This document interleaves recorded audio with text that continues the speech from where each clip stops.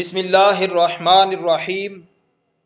الصلاۃ والسلام علیکہ یا رسول اللہ وعلی آلک واصحابک یا حبیب اللہ۔ احباب ذی وقار، نبی کریم علیہ الصلاۃ والسلام کی برکات کے متعلق ایک حدیث پاک آپ کی نظر کرتا ہوں۔ اس حدیث پاک کو امام بہقی نے بھی لکھا ہے اور طبرانی میں بھی موجود ہے، اور امام جلال الدین سیوطی نے بھی اس کو نقل کیا ہے۔ باقی کافی ساری کتابوں کے اندر یہ حدیث پاک لکھی ہوئی ہے۔ حضرت علیمہ سعدیہ سلام اللہ تعالی علیہا فرماتی ہیں کہ ہمارا علاقہ تمام علاقوں سے زیادہ خشک تھا اور قحط والا تھا، اور جب ہم نبی کریم علیہ الصلاۃ والسلام کو لے کر اپنے گھر میں آئے تو ہماری بکریاں باہر جاتی چارہ کھانے کے لیے، تو جب شام کو واپس آتی تو شکم سیر ہو کر واپس آتی اور دودھ سے بھری ہوئی واپس آتی۔ ہماری جتنی ضرورت ہوتی ہم اتنا دودھ نکال لیتے۔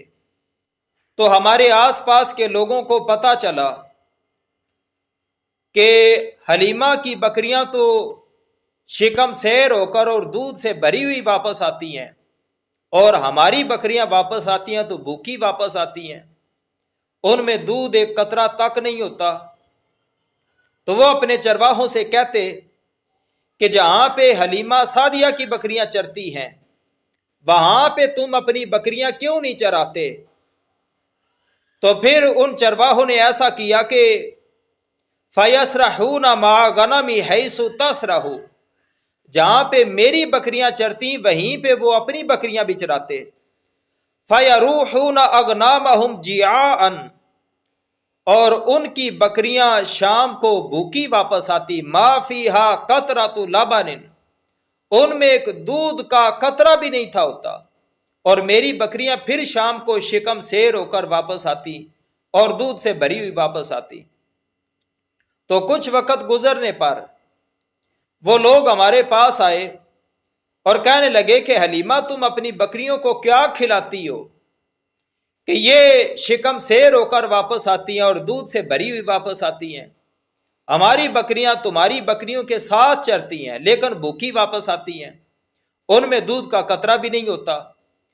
تو حضرت علیمہ سعدیہ سلام اللہ تعالی علیہا فرماتی ہیں میں نے ان کو کہا کہ میں تو بکریوں کو کچھ بھی نہیں کھلاتی، ہمارے گھر میں ایک بڑا برکتوں والا مہمان آیا ہوا ہے، اس کی برکات کی وجہ سے ہماری بکریاں شکم سیر ہو کر واپس آتی ہیں اور دودھ سے بھری ہوئی واپس آتی ہیں۔ تو پھر نبی کریم علیہ الصلاۃ والسلام سے پورے علاقے کے لیے دعا کرائی گئی، تو اللہ کے نبی علیہ الصلاۃ والسلام نے دعا کی، اللہ کریم نے رحمت کی بارش نازل فرمائی اور پورے علاقے میں بارش ہوئی، علاقہ سرسبز ہو گیا، سبزہ اگ گیا۔ اب باقی لوگوں کی بکریاں بھی جاتی تو شکم سیر ہو کر واپس آتی، دودھ سے بھری ہوئی واپس آتی۔ تو یہ نبی کریم علیہ الصلاۃ والسلام کی برکات ہیں۔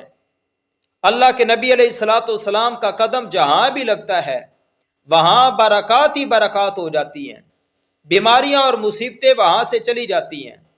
جس مدینہ کو آج مدینہ المنورہ کہا جاتا ہے، نبی کریم علیہ الصلاۃ والسلام کا جب تک قدم مبارک نہیں لگا تھا تب تک اس کو یثرب کہا جاتا تھا، یعنی بیماریوں کا گھر۔